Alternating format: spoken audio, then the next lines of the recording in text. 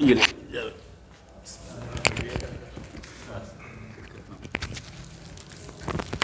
आमना sign के साथ ले लो। हाँ, वो साइन तो मैं कराऊंगी ना। अस्सलाम वालेकुम, मेरा नाम उसामा है और मैं MBBS का स्टूडेंट हूँ। किताबों से मुझे बचपन से शगफ़ है, शुरू से पढ़ता हुआ आ रहा हूँ। तो आज जो मैं किताब लाया हूँ इसका नाम लोहे-ए-आम है। मुख्तार मसूद साहब की किताब है। मुख्तार मसूद साहब जो हैं पाकिस्तान के फॉर्मर ब्यूरोक्रेट्स में से हैं और पाकिस्तान के चंद बड़े उम्दा स्ट्रेचर के ब्यूरोक्रेट्स में से हैं। इनकी जो है मतलब इनके कैरेक्टर की और इनकी पर्सनालिटी की बहुत जो है ना एक छाप है पाकिस्तान की ब्यूरोक्रेसी के तमाम हलकों पे। और बड़े मार्के के आदमी थे, अदब के हवाले से भी और अपनी सर्विसेज के हवाले से भी। मुतअद्दिद शोबों में इन्होंने मुख्तलिफ़ ओहदों पे सर्व किया है। ये जो किताब है उन्होंने जुलाई 1978 में वो ईरान में उनको बतौर general secretary RCD regional cooperation development वो उस टाइम में एक होती थी इदारा, तो उसके सेक्रेटरी के तौर पे वो तैनात हुए थे ईरान में। तो उस दौर में ये किताब जो है उस दौर की याददाश्तों पे है। और किताब का बुनियादी मौज़ू इनकलाब ईरान है, लेकिन ज़ेली मौज़ूआत मुतअद्दिद हैं जो इस किताब में आते हैं। तो इनकलाब ईरान के हवाले से ये किताब इस तरह अहम है कि वो एक तो 1978 में जब उनकी वहाँ पे अपॉइंटमेंट हुई थी तो उस वक्त इनकलाब ने ज़ोर पकड़ना शुरू किया था ईरान में। तो वो उधर ग्राउंड ज़ीरो पे मौजूद थे कि वो लोगों के जज्बात को और ईरान के माहौल को, सियासी माहौल को, अवामी माहौल को, इन तमाम चीज़ों को कवर कर सकते थे। तो इस हवाले से ये मेरे ख़्याल से जितना मैं मुख्तार मसूद साहब के बारे में सुना है, पढ़ा है, उनके स्टेचर के हिसाब से ये किताब एक हिस्टोरिकल डॉक्यूमेंट का दर्जा भी रखती है। बड़ी ज़बरदस्त किताब है। और ये है कि अब जो है 3 हिस्सों में किताब मुनक़सिम है।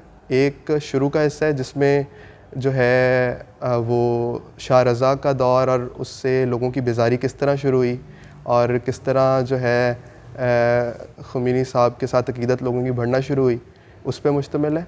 दूसरा हिस्सा जो है ख़ुद इनकलाब पे मुश्तमिल है कि इनकलाब पहले शाह रज़ा के दौर की जाने का पूरा ज़िक्र है, उसके बाद ख़ुमैनी साहब के आने का सारा मामला है, और आखिरी जो हिस्सा है वो ईरान के कल्चर पे है। वहाँ पे उन्होंने शायरी को, अल्फाज को, ईरानी मुहावरों को, इस तरह की चीज़ों को जो है वो कवर किया है। तो ये है कि जो इसका बुनियादी मौज़ू है वो इनकलाब ईरान है। ज़ेली मौज़ूआत में इनकलाब ईरान के ज़ेल में जो है हजूम की नफ्सियात और ताकतवर हलकों की क्या नफ्सियात होती है, और उस जो है लोगों का माइंडसेट किस तरह बनता है, लोगों की तरबियत किस तरह होती है, अदब से किस तरह लोगों की तरबियत होती है, और गुफ्तगू से और लोगों की जहन साजी का क्या तरीक़ाकार होता है, उस पर उन्होंने बात की है। उसके बाद एक जो बहुत बड़ा ज़ेली मौज़ू है इसमें वो पाकिस्तान है। उन्होंने इसके पेश लफ्ज़ में ये लिखा है कि अगर इस किताब को पढ़ के आप गिरेबान में झांकें और गिरेबान सलामत नज़र आए तो इनकलाब के मौज़ू पर लिखना कुछ ऐसा सूदमंद ना था।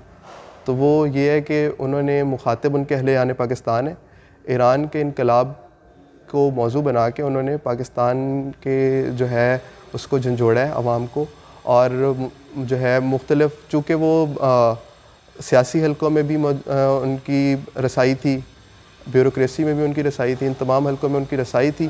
तो उस वजह से इस किताब में उन्होंने पाकिस्तान की सारी सियासी सूरत हाल, इसी तरह इनकलाब ईरान के दौर की उन गलियों से लेके और जो है अरबाब इक़्तिदार तक की तमाम इनकलाबी सूरत हाल उसमें आई है। उसमें सिफारती सूरत हाल भी है, उसमें जो है गलियों महल्लों की सूरत हाल भी है, उसमें जो सियासी हलकों में और अरबाब इक़्तिदार में क्या मामला चल रहे थे वो सब भी कवर्ड है। इसी तरह पाकिस्तान के हवाले से भी ये सब चीज़ें कवर्ड है, और अक्सर जगह पे वो तकाबुल करते हैं कि ईरान में ये चीज़ हो रही थी और हमारे यहाँ के जुलूस किस तरह के होते हैं और ईरान के जुलूस किस तरह के थे।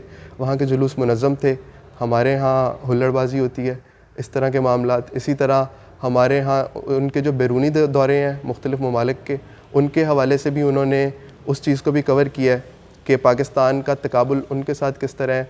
मिसाल के तौर पे तुर्की में जब सरकारी मेहमान आन जाते थे तो बताते हैं कि उन्हें फ़ौजी मेस में ठहराया जाता था, और जब हमारे यहाँ सरकारी मेहमान आ जाते थे तो उनके लिए 2 मोटरें आगे 2 मोटरें पीछे और मोटरसाइकिलों की एक पूरी जो है चेन होती थी जो उनके साथ चलती थी। इसी तरह उनके लिए पुरतकल्लुफ़ दावतों का अहतमाम किया जाता था, तो फ़िज़ूल खर्ची। हाँ, हमारी नफ्सियात और जो है कामयाब कौमों की और नाकाम कौमों की नफ्सियात का तकाबली जायज़ा भी मुतअद्दिद जगह पे उन्होंने लिया है। इसी तरह चूँकि वो अलीगढ़ से पढ़े हुए थे, क्या तहरीक पाकिस्तान के एक फ़ाल रुकन थे, तो इस मामले में भी उनको फिर कई जगह पे उनकी याददाश्त जो है वो इनकलाब ईरान बयान करते हुए कभी वो पाकिस्तान के हालात की तरफ आ जाते हैं मौजूदा, और कभी वो माजी के तहरीक पाकिस्तान के दौर की तरफ, बर सगीर के दौर की तरफ चले जाते हैं, जहाँ वो बताते हैं कि किस तरह जो है लोगों में ने जो है पाकिस्तान के लिए कोशिश की, किस तरह जो है इसके मामलात हुए। तो वो सब चीज़ें तो बुनियादी तौर पे याददाश्तों का मजमूआ है ये।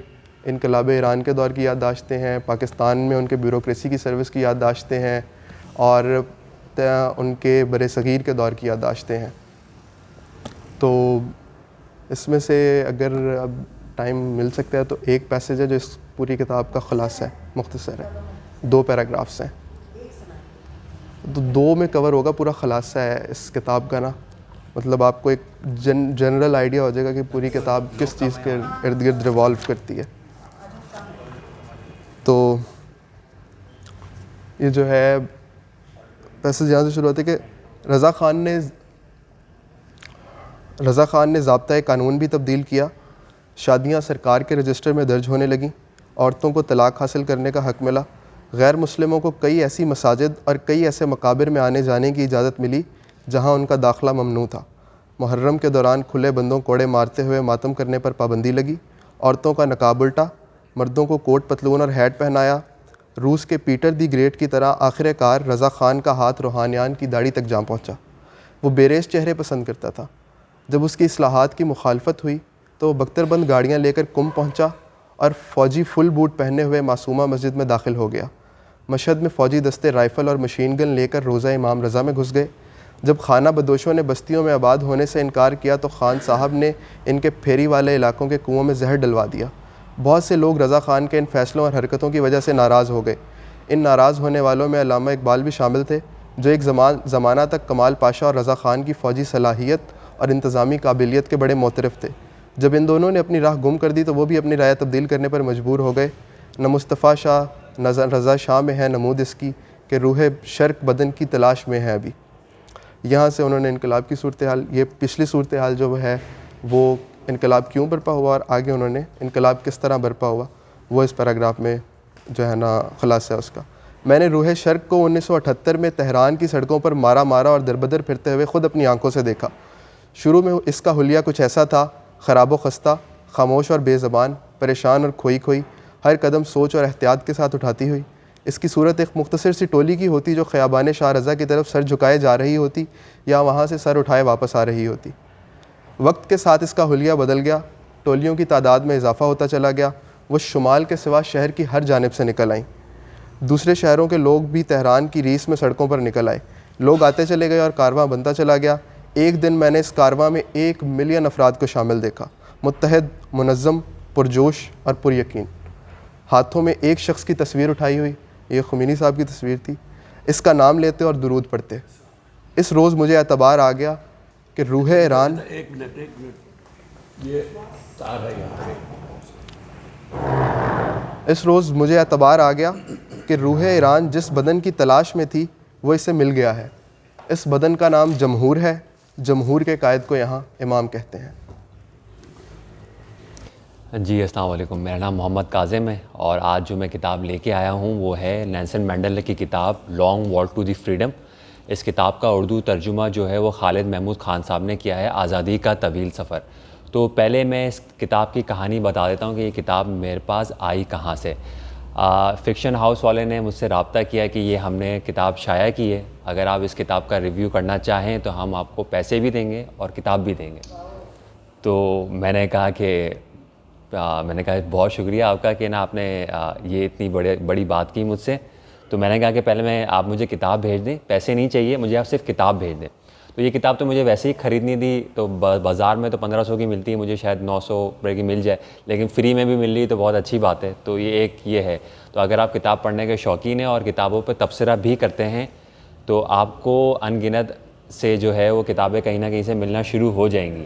तो एक ये चीज़ है कि एक किताब मिल गई है और ये मुझ तक ही रहेगी। फ़िलहाल मैंने पढ़ी नहीं है अभी तक। कुछ लोग गौर गौर से देख रहे हैं, इसको लेने की कोशिश भी कर रहे हैं, तो पहले से बता देना ज़रूरी है। तो अभी तक मैंने इसका तबसरा नहीं किया है क्योंकि मैंने अभी तक उसको पढ़ी नहीं है, ठीक है। पढ़ी नहीं का मतलब मुकम्मल नहीं पढ़ी है, ठीक है। तो जो एब्स्ट्रैक्ट था वो मैंने लेने की कोशिश कर ली, ठीक है। अच्छा, नेल्सन मंडेला को यकीनन सब लोग जानते होंगे क्योंकि उन्होंने 27 साल अपनी ज़िंदगी जेल में काटी है। किस मौजू के ऊपर? नस्ली इम्तियाज़ी के ऊपर। ये जो मगरिब के अंदर जो है वो अमेरिका, यहाँ पे यूके वगैरह में जो है वो साउथ अफ्रीका वगैरह सारे फहरिस्त हैं। वहाँ पे जो है वो कालों को हक़ नहीं दिया जाता है, उनके जो हुकूक है वो नहीं दिए जाते। कालों को कहा जाता है ये निगर्स हैं, ये बद्दू है, ये काले हैं, और इस तरीके से उनको एक हुकूक जो कि एक इक्वलिटी के राइट्स है वो नहीं दिए जाते।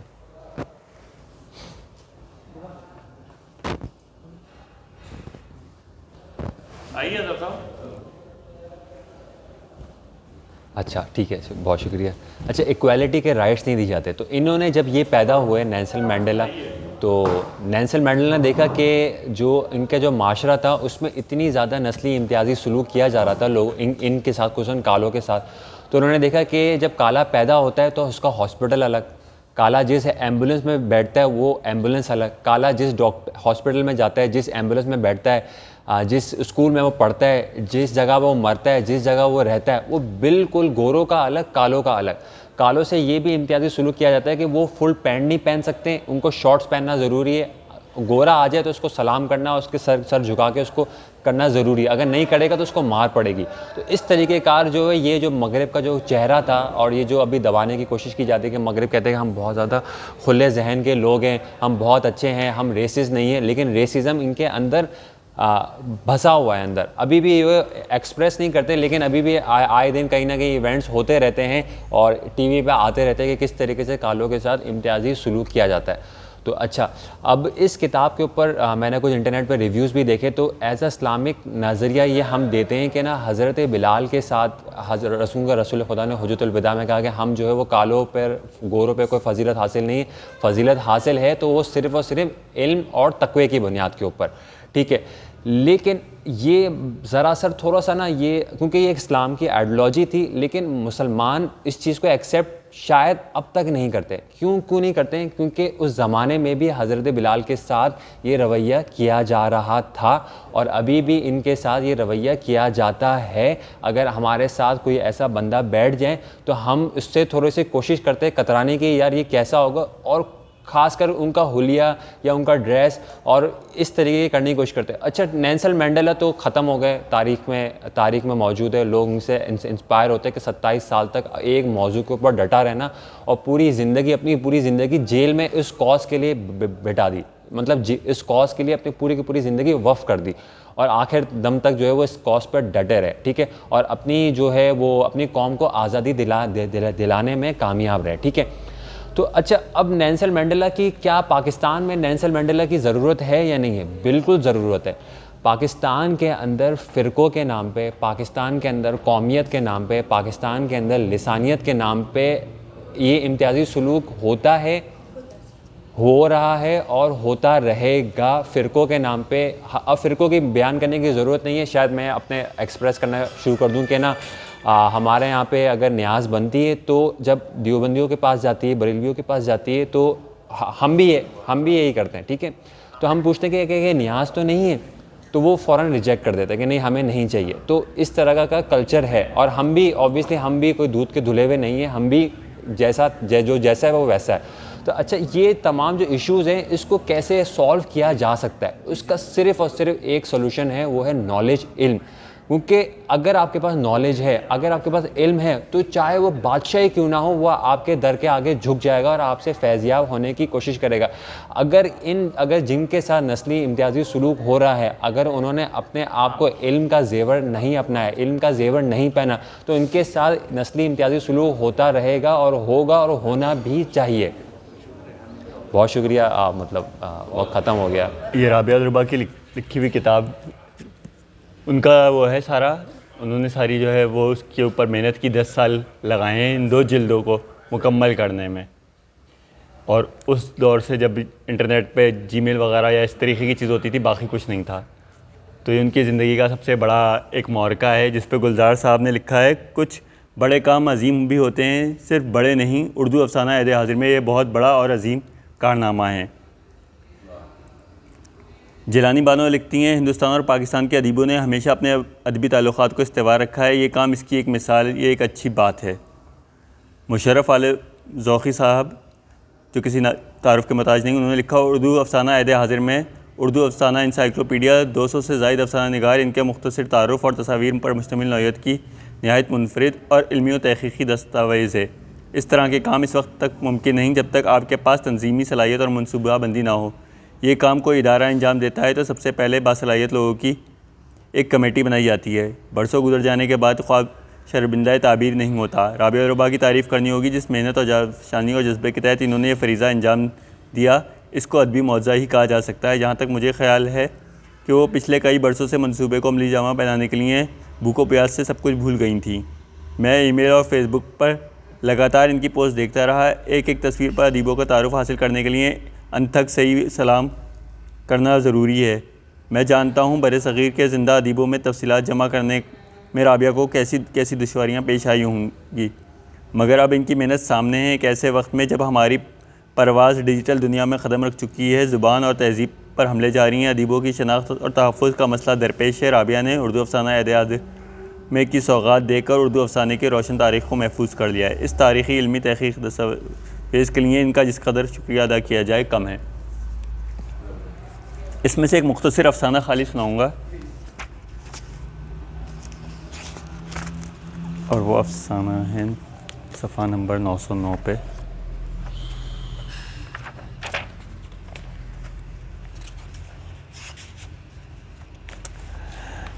अफसाना निगार दीपक कुमार बिदकी, कलमी नाम दीपक बुदकी, पैदाइश 15 फरवरी 1950, श्रीनगर जम्मू कश्मीर। तालीम MSc बॉटनी। एजाज़ राष्ट्र गुरु सजान 2009, कालिद इस सुबहान बराए आंध्रा अकादमी 2007। तसनीफ़ अधूरे चेहरे अफसाने 1999, चाहर के पंजे 2005, ज़ेब्रा क्रॉसिंग पर खड़ा आदमी अफसाने 2007, रेज़ा हयात अफसाने 2010, असरी तकाज़े 2014, असरी शऊर 2009 और असरी तहरीर 2006। एहतजाज अफसाना। इस रोज़ कार में सफ़र कर रहा था, चुनांचे ड्राइवर को इस बात का एहसास था मुझे कॉन्फ्रेंस में देर हो रही है। वो बहुत तेज़ी से गाड़ी चला रहा था। दिन की शुरुआत ही बदशुगनी से हुई। सुबह ही घर से कोहराम मचा हुआ था। एक तरफ बीवी की फरमाइशें और दूसरी तरफ बच्चों की मांगे। 2-4 रोज़ बीवी ने घरेलू कामों में की लिस्ट थमा दी थी, आज ही हिसाब मांगने लगी। बच्चों की फ़ीस की आखिरी तारीख भी आज ही मुकर्रर थी, और फिर वो मिलोनी का यूनिफॉर्म भी फट चुका था। इधर नौकरानी का शौहर पीलिया के 22 अस्पताल में भर्ती हो चुका था, और वो भी एडवांस तनख्वाह का तकाजा कर रही थी, जैसे ये ज़िम्मेदारी भी मेरी ही थी। यही वजह थी कि घर में अखबार पढ़ने की फुर्सत ना मिली। मैंने अखबार अपने साथ उठाया, रास्ते में पढ़ लूँगा। एडिटोरियल सफ़र पर मेरे चहीते जर्नलिस्ट का मजमून छपा था। मजमून क्या था? लिखने वाले ने उंगलियां चूमने का जी चाह रहा था। कितना निडर और बेबाक जर्नलिस्ट था, कितनी सच्चाई थी इसकी तहरीर में। इसके अकेले ही हुकूमती उन्वानियों का पर्दाफाश करना बेड़ा उठाया हुआ था। वर्क हुकूमत को छीलता जा रहा था। मुझे इसकी बेखौफी और बेबाकी पर नाज था। अंदर से कहीं आवाज़ आई, अगर ऐसे ही 10-15 खोजी साफ़ी इस देश में पैदा हो जाएं तो इस देश के बाग खुल जाएंगे। मैं अपनी दरोन को टटोलने लगा। इस दरमियान गाड़ी जे कॉलोनी के पास अचानक ज़ोर से झटके से रुक गई। झटके की आवाज़ से मेरा अखबार हाथों से छूटकर फर्श पर बिखर गया। क्यों, क्या हुआ, रुक क्यों गए? अखबार समेटते हुए मैंने ड्राइवर से पूछा। सरकार, गाड़ी के नीचे एक पिल्ला आ गया है। सामने एक बिखरी हुई काली कुतिया दौड़ती हुई चिल्लाई और अपने खूनख्वार जबड़ा खोलकर सफ़ेद एम्बेसडर की कार पर भौंकने लगी। हमारे मुल्क में अफसरशाही सफ़ेद एम्बेसडर का खूब रिवाज है। इन एम्बेसडरों के सामने तो बड़े बड़ों की बोलती बंद हो जाती है, फिर कुत्तों की क्या मजाल है। मुझे यकीन था कुतिया खुद ही थकार कर चुप हो जाएगी, शायद पिल्ले की माँ होगी। मैंने ड्राइवर से पूछा, मगर इसने अनसुनी सी कर दी। ड्राइवर ने फिर गाड़ी का इंजन स्टार्ट कर दिया और पहले की मानिंद तेज़ रफ्तारी से दौड़ाने लगा। कुतिया वहाँ से इस जगह पर भौंकती रह गई। इसकी आनी ढांचे का कुछ ना बिगाड़ सकती थी। कॉन्फ्रेंस ख़त्म होने के बाद हम इस रास्ते पर लौट रहे थे, वही कुतिया न जाने कहाँ से फिर से आ गई। और वो पागलों की तरह मुसलसल भौंक रही थी। नतीजा, ड्राइवर स्टीयरिंग पर काबू ना कर सका और कुतिया गाड़ी के नीचे लहूलुहान हो गई। गाड़ी थोड़ी देर के बाद काबू में आ गई और खुद ब खुद रुक गई। मैं गाड़ी से नीचे उतरा, अपने पीछे नजर दौड़ाई। वहाँ पर सड़क पर कुतिया तड़पती हुई लाश बन रही थी। बहता हुआ गर्मा गर्म खून इसका और गंदा अतड़ियाँ नालियाँ बिखरी पड़ी थी। इसके मुंह में भी इर्तियाश था और जबड़े से खून बह रहा था। कुछ राहगीर मेरी तरफ ऐसे देख रहे थे जैसे मैं ही मुजरिम हूँ। इनकी आंखें खामोशी थीं, मगर मैं घबरा कर वापसी गाड़ी में बैठ गया। इन लोगों को ड्राइवर पर गुस्सा आना चाहिए था, मुझ पर क्यों आया? मैं अपने सवाल कर बैठा। ड्राइवर पर क्यों? कार तो तुम्हारी है, फिर देर से तो तुम्हें ही हो रही थी। खुद ही जवाब ढूंढ लिया। इस काली कुतिया जो एक माँ भी थी, मुझे बहुत तरस आया। शायद इसने हमारी गाड़ी को पहचान लिया होगा। मैंने ड्राइवर से पूछा, हाँ साहब, ऐसा ही लगता है। जानवरों के बारे में यही सुना है कि इनकी याददाश्त बड़ी तेज़ होती है, ज़रा सा जिक्र पहुँचाओ तो पलट कर काट लेते हैं। सांपों के बारे में तो मेरी माँ कहती थी, मरते मरते मारने वालों की तस्वीर दिल में उतार लेते हैं, फिर इनके बाल बच्चे शबीह से इंतकाम लेते हैं। भीड़ में किसी से आवाज़ आने लगी। ना जाने के संदेह ने सुबह इस बच्चे को मोटर पर के नीचे देकर रोन डाला, जब से बेचारी बावली हो चुकी थी और दिन भर आने वाले गाड़ियों पर भौंकती रही। हादसे के बावजूद सड़क पर रात भर ट्रैफिक चलता रहा। सभी अपनी सिमती बर्फ रफ्तारी से गामजन थे। सड़क पर लाश पड़ी सड़ रही थी। वक्तन फ़वक्तन गिद्ध और कौवे भी इसमें अपनी ग़िज़ा और मानस तलाश कर रहे थे। अपने मुंह को रुमाल से ढककर दूसरी जानिब देखते हुए तेज़ तेज़ कदमों से आगे निकला। दूसरे रोज़ म्यूनसिपल कमेटी का कूड़ा गाड़ी लाश को उठाकर ले गई। इस रोज़ अखबार में बड़ी दिलचस्प खबर छपी थी। मेरे बदल सहाफ़ी के काबीना में वज़ीर का हलफ उठा लिया था और अब इसी निज़ाम का हिस्सा बन चुका था जिसके ख़िलाफ़ वो बर्दोस्त से आवाज़ उठा रहा था। शुक्रिया। अली, मेरा नाम मोहसिन रिजवी है। पेशे के हिसाब से एक प्रोड्यूसर हूँ, डायरेक्टर हूँ, टेलीविज़न एंड फिल्म। तकरीबन 10 साल एक एडवर्टाइजिंग कंपनी इंटरफ्लो कम्युनिकेशंस के साथ रहा। उसके बाद से अपनी company the film company Pakistan private limited बनाई और जहां अहमद भी मेरे साथ रहे और अज़हर अज़मी साहब ने बहुत पार्टिसिपेट किया हमारी तरक्कियों में। अज़हर अज़मी साहब का बहुत बड़ा किरदार है, क्योंकि जितनी भी अच्छी तहारीर लिखी, जितने अच्छे कॉन्सेप्ट्स लिखे, उसमें अज़हर अज़मी साहब का बहुत कंट्रीब्यूशन था, मैं समझता हूँ।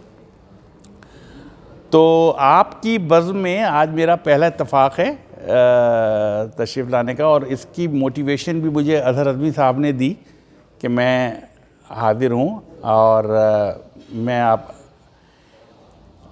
उसके लिए साहिब किताब होना भी ज़रूरी है कि इतनी अदब की महफ़िल है और ज़िंदगी के इतने नशे व फ़राज़ों में, इतने कामों में, इतने मसरूफ़ियात में मेरा दिल चाहा कि मैं किताब भी लिखूं।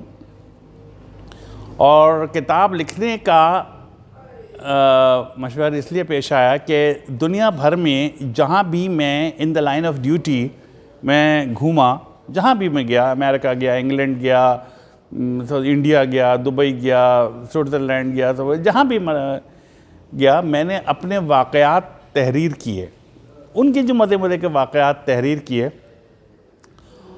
तो उसमें से, उन वाक़यात में से, क्योंकि यहाँ टाइम महदूद होता है तो मैं आपसे कुछ शेयर करता हूँ। जी मैं बता रहा हूँ जी। मेरी किताब का नाम है जहाँ भी गए दास्तां छोड़ाए, क्योंकि काम एक फैज़ अहमद फैज़ साहब की एक नज़्म मुझे बहुत अच्छी लगती है, वो कुछ हमारे ऊपर भी है। वो कहते हैं, वो लोग बहुत खुशकिस्मत थे जो इश्क को काम समझते थे या काम से आशिकी करते थे। हम जीते जी मजबूर रहे, कुछ इश्क किया, कुछ काम किया। काम इश्क के आड़े आता रहा और इश्क में काम उलझता रहा। तंग आकर आखिर हमने भी दोनों को अधूरा छोड़ दिया। उसके बाद मैंने एडिशन किए, चलो काम अधूरा करते हैं, चलो इश्क दोबारा करते हैं। तो ज़िंदगी में काम के साथ इश्क भी बहुत हायल रहा। तो अपनी किताब जहाँ भी गए दास्तां छोड़ाए में से एक पैरा मैं आपको सुनाता हूँ। और ये मेरी ज़िंदगी का पहला बैनुल अक़वामी सफ़र था बराए श्रीलंका।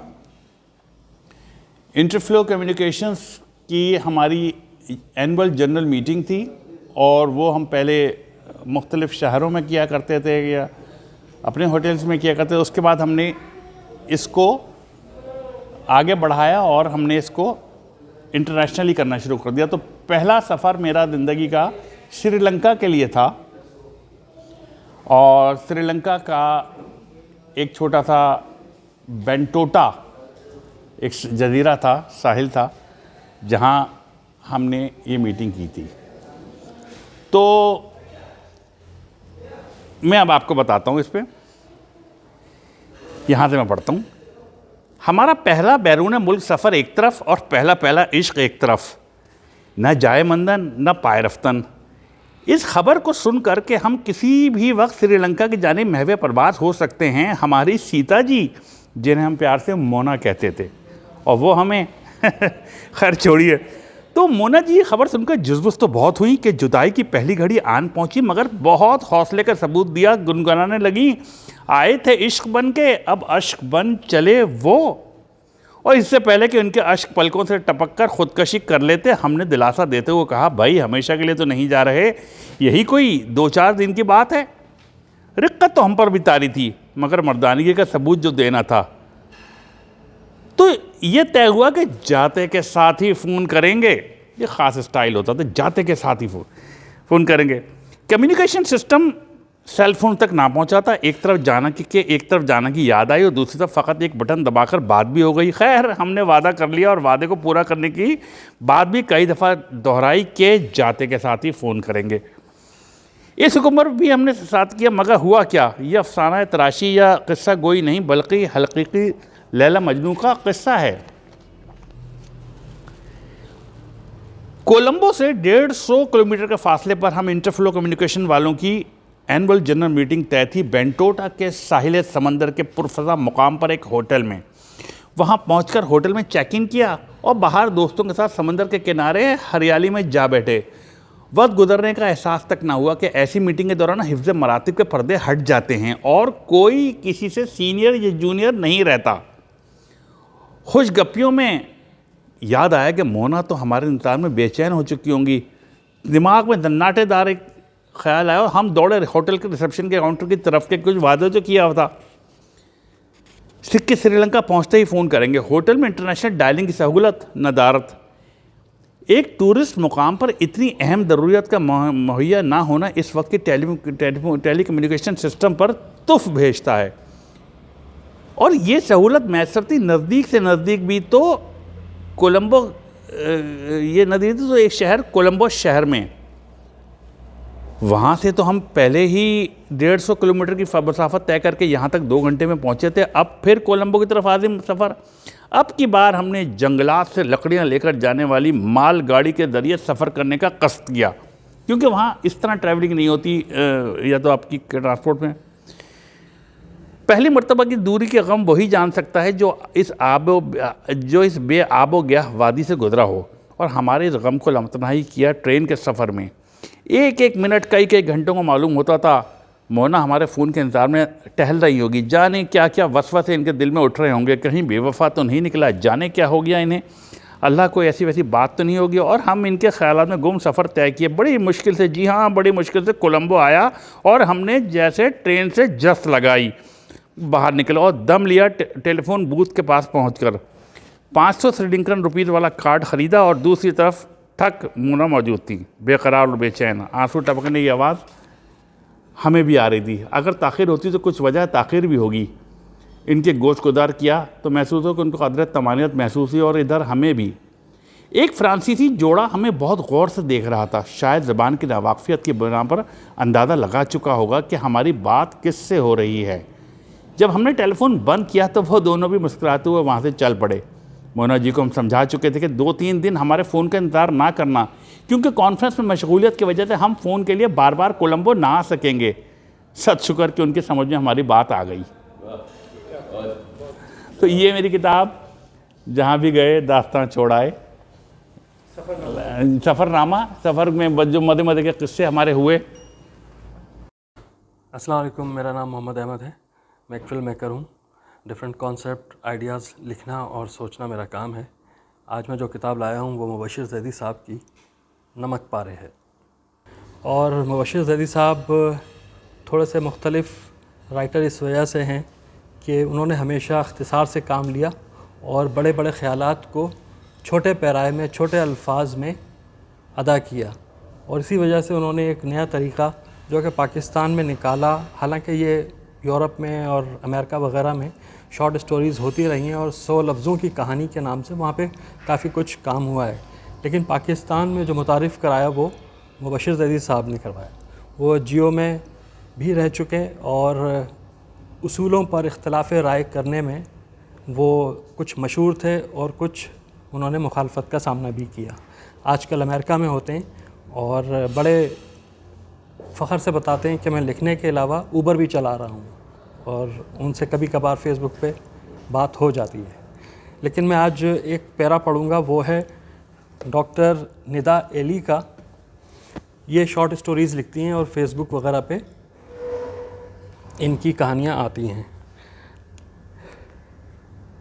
ये एक छोटा सा पैरा है, स्टोरी है ऐसे अफराद के बारे में, ऐसे स्टूडेंट्स, बच्चों के बारे में जिनके ऊपर वालिदैन या माशरा उनको डिफरेंट अंदाज में देखना चाहता है, लेकिन वो करना कुछ और चाहते हैं। तो मैं आपको सुनाता हूँ।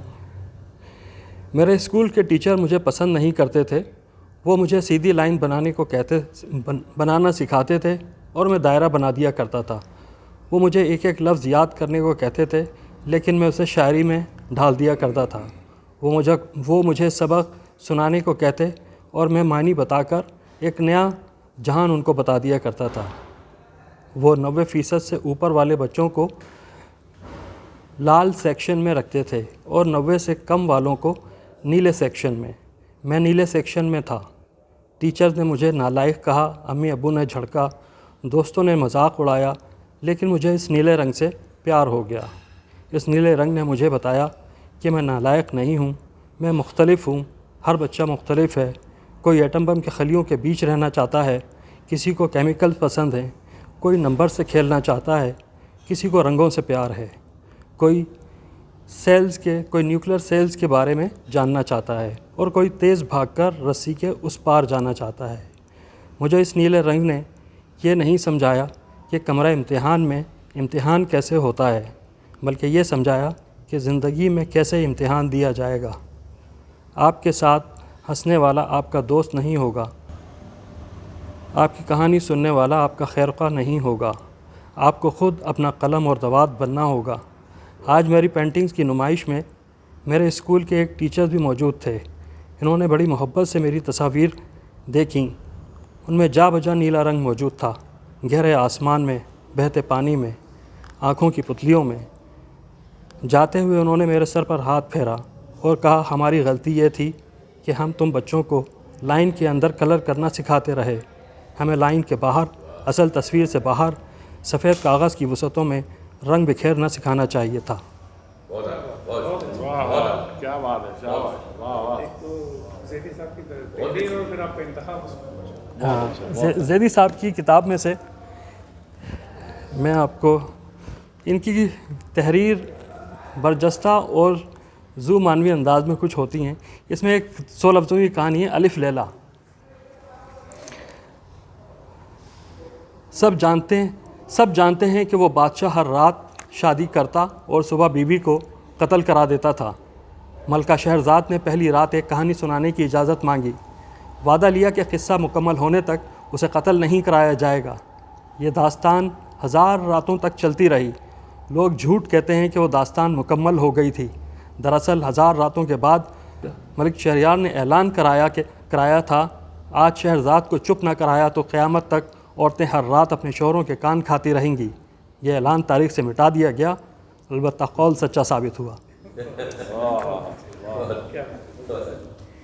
बहुत शुक्रिया। अस्सलाम वालेकुम, मेरा नाम है आमना अहसन और दुखियारे पे आपसे बात करना चाहती हूँ। अनीस इशफाक साहब की किताब है। अनीस इशफाक साहब जो हैं वो वैसे तनकीद के लिए, तनकीद निगार हैं और इस हवाले से काफ़ी मशहूर हैं, लेकिन उन्होंने एक तजुर्बे की खातिर इस नावल को लिखा था कि मैं देखूं कि मैं इतनी तनकीद करता रहता हूं तो मैं खुद किस तरह का लिख सकता हूं कि मेरी प्रैक्टिस हो जाएगी। तो ये दुखों की दास्तान है और इसमें एक दिलचस्प बात यह है कि एक तरफ तो इसमें इंसानों के दुख बयान किए गए हैं, साथ ही साथ इसमें शहरों के दुख भी बयान किए गए हैं। लखनऊ चुना गया है इसमें गुफ्तगू करने के लिए, जो शहर चुना गया है वो लखनऊ है।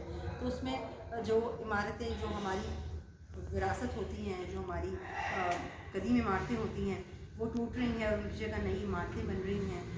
उसको बहुत ख़ास मौजू बनाया गया है, एक नावल में बड़ी खूबसूरती से समेटा गया है।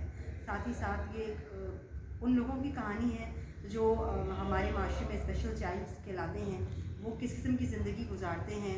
अगर कोई मुकम्मल तौर पे भी ज़हनी तौर अपना ज़हनी तवाज़ुन नहीं खो चुका, उसमें कुछ सेंसेस हैं, तो ज़माना उसको कैसे देखता है और उसको किन मसाइल का सामना करना पड़ता है किसी भी मुल्क में या शहर में रहने के लिए, अपने रोज़गार के हवाले से क्या मसाइल पेश आते हैं। फिर साथ ही साथ उसकी फैमिली क्या क्या सफ़र करती है इस दौरान, उसके वालिदैन, उसके बहन भाई क्या क्या सफ़र करते हैं और लोग उससे किस तरह झिझकते हैं, उसके लिए मुश्किलात पैदा करते हैं, उसकी गुज़र बसर के बारे में, उसकी ज़िंदगी की तलखियों के बारे में। इसीलिए इसका नाम दुखियारे है।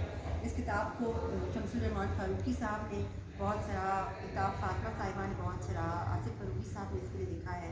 तो ये पढ़ने लायक नावल है, मुख्तसर नावल है और दुखों की दास्तान है। हो सकता है कि आप इसको पढ़ते पढ़ते थोड़ा डिप्रेस महसूस करें खुद को, और ख़ास तौर पे जो लोग कदीम इमारात से, हम कराची में इसको पढ़ते पढ़ते ये सोचने लगी कि कराची में बहुत मुंदमिल तो नहीं हुई, लेकिन बहुत सारी इमारतों का बुरा हाल है जो हमारा जो है वो विरासत है, हमारा कल्चर शो करती है, उन इमारतों का बुरा हाल है। तो इसमें बहुत सारी ऐसी इमारत का जिक्र है। इमाम बाड़े हैं बहुत मशहूर, जिनको ढाया गया है या उनकी हालत बहुत खस्ता है। तो हर इस हवाले से भी किताब बहुत ख़ास है। तो दुखियारे इसका नाम। पूरी किताब ही पढ़ने लायक है, मैं इससे कुछ इसलिए पढ़ के नहीं सुनाऊंगी क्योंकि ऐसा कुछ खास इसमें नहीं है कि आपको अगर एक पैराग्राफ से इसकी पूरी स्टोरी समझ आ सके। तो पूरी किताब पढ़ने लायक है, एक बार तो ज़रूर है। और अगर आपको अपनी विरासत से, पुरानी बिल्डिंग्स से, इन सब चीज़ों से लगाव है तो ये किताब काफ़ी साबित होगी आपको। Thank you so much. और क्राइम की तरफ चला जाए, हाँ, क्राइम की तरफ चला जाए, वहाँ पे इस तरह का हुआ है और पाकिस्तान में भी इस तरीके से लोग हो रहा है कि हमें अपने राइट्स नहीं मिल रहे, तो वहाँ हमें राइट्स छीनना पड़ेगा। खुसूसन जो है वो अल्लामा इकबाल का है, उठो मेरी दुनिया के गरीबों को जगा दो, काय उमराव को जो है वो वो हाँ, जिस वो जो है वो दाने को जो है वो, अगर उस दाने में जो है वो अगर, हाँ ठीक है, चले आपको पॉइंट तो मिल गया। अच्छा, आज माशाल्लाह काजिम भाई ने पढ़ा, मेरे आने से पहले यासर भाई ने पढ़ा। बेटा आप पढ़ेंगी या हस्बे मामूल सुनने आए थे? मैं उर्दू किताबें नहीं पढ़ती। आप इंग्लिश में बताइए। किताब आपके पास वगैरह में तो आप पढ़ लें। हम सर हिलाते रहे, हम इंग्लिश भी आते हैं, नहीं हम ऐसे सर हिलाएंगे जैसे हमें मैं वैसे बहुत एतमाद के साथ कहना चाहता हूँ कि मुझे इंग्लिश बिल्कुल नहीं आता। नहीं, ये तो सही। नहीं, मैंने अच्छा, कोशिश की थी अभी हर चीज़ गज़ल पढ़ने की, लेकिन नेक्स्ट टाइम इंशाल्लाह मैं प्रिपेयर करूँगा। उमेश भाई आप तो किताब नहीं लाए तो किताब पढ़ेंगे नहीं, लेकिन मैं चाहूँगा कि आप अगले 10 मिनट जो है ना, कुछ भी अदब के हवाले से या अच्छी सरगर्मियों के हवाले से या किसी शायर के हवाले से, अभी असल में वही बातें हो रही थी। मेरी तो मुलाकातें ऐसे लोगों से है, कुरतुल्लाह हैदर से हमारी जी मुलाकातें हैं। अच्छा, और एक मेरी खूबी थी जो अब नहीं रही कि मैं जो किताब पढ़ता था वो मुझे हिफ्ज़ हो जाती थी। तो यूसुफ़ी साहब, मंटो, मुख्तार मसूद साहब, बल्कि मेरे दोस्त अजमल कमाल बाज़ औक़ात ये पूछा करते थे कि यूसुफ़ी साहब की फ़लाँ किताब की फ़लाँ सतर काहे पे है। यानी बिल्कुल, यानी ये मैं नहीं कह रहा, आप उन मेरे दोस्तों से पूछिए। तो एक बार ऐसा हुआ, मैं इसमें नाकाम हो गया। अब मैं सोचता रहा कि यह हुआ क्या है। हुआ यह कि मुझे याद है यूसुफ़ी साहब का पहला एडिशन जो कि किताबत के साथ था।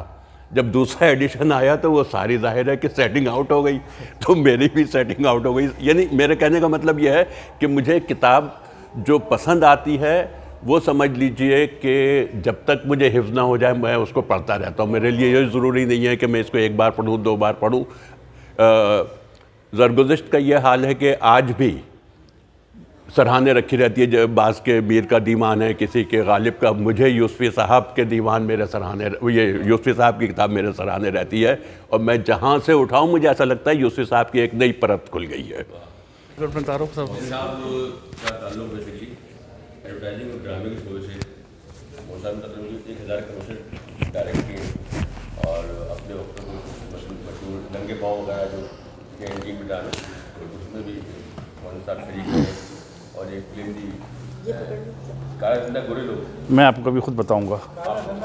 नहीं नहीं नहीं जी, नहीं वेरी गुड दुनिया, वेरी बैड। नदी मांडवी वाला थे ताहिर, फ़ख्र आलम शान। मैं अब ये तारुफ कराऊंगा, स्टार्ट होगा तो। अस्सलाम वालेकुम जी। ठीक है, अस्सलाम वालेकुम जी। मेरा नाम जावेद अहमद है और अदब शनास की आज की नशिस्त में पढ़ने के लिए नहीं, तारुफ़ के लिए करके जिस किताब का मैंने इंतखाब किया है उसका नाम है तालिब हुसैन। ये नावल है तालिब हुसैन, जो हमारे बहुत अच्छे दोस्त अबू अलीहा, अली सजा शाह उर्फ अबू अलीहा ने लिखा है। अबू अलीहा बुनियादी तौर पे एक कलमकार हैं और फेसबुक की बड़ी मारूफ शख्सियत हैं। इनकी तहरीरें अक्सर वायरल होती हैं, बहुत ज़्यादा पसंद की जाती हैं। हालिया इनका तारुफ़ है फ़िल्म मेकिंग और उसकी तरगीब भी उन्हें किताबों से ही मिली। फ़िल्म के तो वो रसिया थे ही हमेशा। मेरा इनसे तारुफ़ फ़िल्म मेकर से पहले हुआ था। राइटर के तौर पे इनकी एक किताब आई थी कुकड़ी के नाम से, जिसके 2 हिस्से आ चुके हैं और फिर उसे उन्होंने फिल्माया। और ये सीरियल किलर जावेद इकबाल की ज़िंदगी और उसके हालात के मुतालिक थी, तो फिर उसको उन्होंने जावेद इकबाल के नाम से ही प्रोड्यूस किया। और बदकिस्मती से वो पाकिस्तान फ़िल्म सेंसर बोर्ड ने पाकिस्तान में उसकी नुमाइश की इजाज़त नहीं दी। इंटरनेशनल मीडिया में वो काफ़ी चली। तो ये जो तालिब हुसैन है, ये भी बुनियादी तौर पे नावल उसी तर्ज़ का है जो कि अबू अलीहा का एक तर्ज़ तहरीर है। इसमें कट टू कट स्टोरी बयान की गई है और फ्रेम टू फ्रेम बयान की गई है। इसे पढ़ते हुए आपको हर वक्त ये महसूस होता है कि आप कोई गोया फ़िल्म देख रहे हैं। ये दास्तान है सन 1990 की दहाई की, जब कराची में मुख्तलिफ़ अदवार गुजरे हैं जिसमें कराची में ऑपरेशंस हुए हैं। तालिब हुसैन एक क्राइम रिपोर्टर है और वो बतौर क्राइम रिपोर्टर उस वक्त के कराची को सियासी तौर पे, मुआशी तौर पे, माशरती तौर पे जिस तरह बदलता हुआ देख रहा था। और गुनाहगारों के साथ बेगुनाहों के भी जो जाली इनकाउंटर्स होते थे, ये बुनियादी तौर पे उन सारे सच्चाइयों को जो हम सब उसके शाहिद हैं, हम देखते रहे, उन सब सच्चाइयों को इसमें बयान किया गया है। और अगेन ये कि इसमें कुछ इस तरह नहीं है कि मैं कोई इसके 1 या 2 पैराग्राफ पढ़ूँ और मैं इसको डिस्क्राइब कर सकूँ ठीक से। ये एक मुख्तसर सी किताब है, इसके बहुत ज़्यादा सफ़ात नहीं है। 180 सफ़ात की किताब है, फ़रीद पब्लिशर्स ने शाया की है। और मेरा मशवरा है कि जो फ़िक्शन पढ़ना चाहते हैं, क्योंकि एक वक्त था जब हम सभी उसी दौर से गुजरे हैं, जब हमने अली इमरान को पढ़ा, हमारा X2 जो है, और अली इमरान हमारे आइडियल होते थे। तो ये आपको उस दौर में ले जाएगी, आपको उस वक्त जो फ़िक्शन आपने पढ़ा था उसकी याद ताज़ा करवा देगी। तो अबू अलीहा तालिब हुसैन। जी, मैंने कहा था कि आज नहीं, कभी कभी काफ़ी लोग हो जाते हैं, तो मैं चाहता हूँ कि जो कम आते हैं तो वो पढ़ लें। रामपुर से एक दावतनामा आया था, एक अरसे तक वो चलता रहा, नेट पर चलता रहा, शायद आपको याद हो। एक जो वहाँ के जौलाहे हैं उनका आया था वो, तो उसको लोगों ने कयास किया था कि शायद ये पूरे रामपुर की ज़ुबान है। ऐसा नहीं है, जो रामपुर के जौलाहे हैं उनकी अपनी एक अलग ज़ुबान होती है। अच्छा, ये मज़मून है तो खैर मिज़ाही है, लेकिन ज़रा इसकी जो बरत है वो ज़रा थोड़ी सी मुख्तलिफ है। ये उन दिनों की बात है जब कपड़े बुनने की वीविंग मशीनें आई थीं और कपड़े का सारा काम जौलाहों के हाथ में था। किस्म किस्म के कपड़े बुनते, वो भी ऐसी कारीगरी से कि देखने वाला शजदर रह जाता। हवासी से ज़माना कहें या तरक्की, दुनिया ही बदल गई। पहले जब ईद आती तो हमारे घर की बड़ी बूढ़ियाँ कहीं ना कहीं ये मुहावरा पटक दिया करती थीं कि बिन जौलाहे ईद कहाँ। उम्र कम थी, लेकिन इतना समझ में आ गया था कि सूत और कपास से काम जौलाहों को होता है। ये एक इंतहाई मेहनती, काबिल ताज़ीम, सादा मिजाज और अपने पेशे से मुखलिस बरादरी है। अपने काम में बहुत अर्क़रेज़ी और नफासत से शब रोज़ मसरूफ़ रहती है। काम रेशे से है, काम रेशे से, मगर रेशा दवानी से काम नहीं लेती। दिल की बात दिल में नहीं रखती, जो होता है बिना काटे पीटे ज़बान पर ले आती है। फिर इससे समाअतों को जो फड़फड़ाती गुदगुदाती खुशी मिलती है वो नाकाबिले बयान होती है। मशहूर शायर गुलजार इनकी असल बुनत के दीवाने हैं और उनसे ये हुनर सीखना चाहते हैं। मुझको भी तरकीब सिखा कोई यार जौला है, अक्सर तुझको देखा है ताना बुनते। जब भी कोई तागा टूट गया या ख़त्म हुआ, फिर से बांध के और सिरा कोई जोड़ के उसमें आगे बुनने लगते हो। तेरे इस ताने में लेकिन कोई भी एक गिठा, कोई भी एक गांठ गिरा बुनतर की कोई देख नहीं सकता। मैंने तो एक बार बुना था एक ही रिश्ता, लेकिन उसकी सारी गिरहें साफ नज़र आती हैं। मेरे यार जौला है, मुझको भी तरकीब सिखा कोई यार जौला है। गुलजार नज़म में जो रद्बुल लिसान हुए सो हुए, मगर बिरादरी की एक बारात में जो नसरी नफसानी फनबारे पेश किए गए वो गुलजार की शायरी से कम न थे। कहते हैं एक बारात में पहले तो जहेज़ का सारा सामान बाराती को दिखाया गया और उसके बाद दूल्हा को मुंह दिखाई में मोटरसाइकिल देने का ऐलान हुआ। दुल्हन का भाई मोटरसाइकिल जहेज़गाह में ला रहा था। मौज में आकर मोटरसाइकिल की रफ्तार तेज़ की तो वो हवा से बातें करती लोगों पर चढ़ दौड़ी। वफूरे जज्बात से सारी खुशी काफूर हो गई। किसी की आईती देखी ना पाईती और ना ही मुकामात वस्त। जहाँ जगह देखी पहिया घुमाता चला गया। तकरीब दरहम बरहम हो गई। दम भर में सूरत-ए-हाल ऐसी हो गई कि जहाँ बजती है शहनाई वहाँ मातम भी होता है की जगह, जहाँ बजती है शहनाई वहाँ बल्लम भी होता है ने ले ली। अक्सर ने तहम्मुल और बर्दाश्त का दामन हाथ से न छोड़ा, लेकिन जो तकलीफ़ सह ना पाए वो हाथ छोड़ यानी फ्री हैंड हो गए और जो हाथ में आया मोटरसाइकिल वाले लमड़े की तरफ लेकर लपके। जिससे उठाना गया उसने वहीं बैठे बैठे मोटरसाइकिल वाले लमड़े की शान में वो बलागूती जुमले कहे कि बिरादरी के मनचले तो अशश कर उठे, लेकिन बाहर के लोग मारे हंसी के लोटपोट हो गए। ज़बान की आतिश फिशानी और शाइस्ता मिजाजी को जिस तरह फिलफौर हावन दस्ते में कूटा गया, उससे अंदाज़ा हुआ कि ये हकीमाना गुफ्तगू बहुत कष्ट उठाने के बाद वारिद ज़ुबान होती है। तब कहीं जाकर महफिल कुश्ता-ए ज़ाफ़रान बन जाती है। हमारे यहाँ कुश्ता-ए ज़ाफ़रान बन जाती है। करीब था कि सब कुछ तिलछट हो जाता। ऐसे में ख़ानदान के बड़ों ने लमड़े को दफ़ा करके मामला रफ़ा दफ़ा किया। एक बूढ़े ने हाथ घुमाकर अपने जिस्म का दर्द ज़दा हिस्सा चलाने की कोशिश में नाकाम होते हुए कहा, अबे ये लमड़ा तो वहाँ तक पहुँच गया जहाँ तक आज हमारे अपने हाथ ना पहुँचे। एक जनाब ने इंसाफ से कहा, अबे क्या लमड़े की जान लेगा हैं? टहनी पहुँचो तो क्या हुआ, ये लमड़ा तो पहुँचा, कोई दूसरा पहुँचे तो तुझे इस पर भी एतराज़ है। भारत के शादी के जिस दावतनामे ने लिखने की तहरीक दी, अब चलते हैं उस दावतनामे की तरफ। अपनाइयत, खुलूस और शुगुफ्ता बयानी के सतर दर सतर बेबहा दरिया बहा दिए गए हैं। शादी का ये दावतनामा 1951 का है, मगर आज भी तरोताज़ा और तबस्सुम आमद है। ख़ासियत की चीज़ ये है कि दावतनामे में हिफ्ज़ मरातिब व मरासिम का बाकमाल और शरीक न होने वालों का बड़ा बइज्जत ख्याल रखा गया है। लफ्ज़ ब लफ्ज़ नकल किया जा रहा है। शुरू अल्लाह के नाम से जिसने ये दिन दिखलाया। हमारे प्यारे भाई नसीर उर्फ़ पेट जले और सरसों भाभी के बड़े लमड़े बसारत तसीर और बच्चू मियाँ का बिया, भाई मतीन मियाँ उर्फ़ जले कटे और अंगारन भाभी की लमड़िया नगीना बी उर्फ़ मुन्नी नागन से तय पाया है। बारात जुमेरात की सुबह फजर की नमाज के बाद भाई पेट जले के घर से निकलेगी और हजरत हरे बारे साहिब की दरगाह से सलाम करके दोपहर पहले भाई जले कटे की देवड़ी चढ़ेगी। सारी बिरादरी को रोटी तार की दावत है। भाई जले कटे लमड़िया की शादी में अपना बैल काट कर खिला रही है। मरीजों और बुड्ढों के लिए बकरी का गोश्त भी है। दूल्हे की सलामी 100 रुपये रखी है। बिरादरी वाले भी सलामी लावें, जो एक आने से कम ना हो। अपनी इज्जत की बात है। और जो बिरादरी वाले ना आवें और ऐड जावें वो 2 रोटी ज़्यादा खावें अपने घर। हम भी ना जावेंगे उनके यहाँ ब्याह मैयत में। भूल न जाना तार रोटी खाने ज़रूर आना। धागा गली बुनिया महल्ला रामपुर।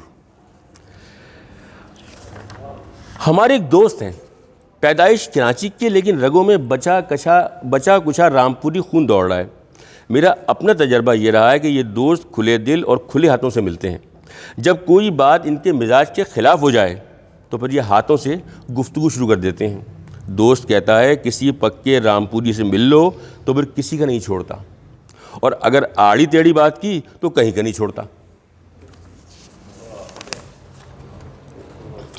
दोस्त को ये दावतनामा दिखाया तो बोला आप जितना जोर लगाकर पढ़ लें उस 4 आने के बराबर भी नहीं जो लिखने वाले की ज़ुबानी सुनकर आएगा, क्योंकि इसमें पढ़ने वाला कुछ जगहों पर बड़े बामानी वक्फे लेगा और आप ताड़ जाएंगे कि इस वक्फे में चेहरे के तासुरात और लबों की फड़फड़ाहट के ज़रिए क्या फसीह व बलीग पैगाम दिया गया है। आप कह उठेंगे मैंने ये जाना कि ये भी तेरे मुंह में है। कहने लगे इस दावतनामे को रकम तराश करने के लिए बिरादरी के बड़े एक जगह नीम दराज हुए होंगे, और इस दौरान नफ्स मज़मून पर जिस कसरा नफसी से तबाह आजमाई की गई होगी और इंसानी आज़ा के टाँके लगाए गए होंगे, उसका अंदाज़ा सिर्फ वही कर सकता है जो रामपुरिया हो। इस शहपारे की तख्लीक के दौरान जो बाहमी गुफ्तगू शनीद हुई होगी और सतूर काटते हुए जो मस्तूरुल हिजाब जुमलों का तबादला हुआ होगा, और जो सतूर काटते हुए मस्तूरुल हिजाब जुमलों का तबादला हुआ होगा, दावतनामा उसका अशीर भी नहीं। कहने लगे दावतनामे में जिनको आना है उनको इज़्ज़त तकरीम के साथ सलामी की रकम भी बता दी गई है, ताकि बाद में कोई टंटा खड़ा ना हो।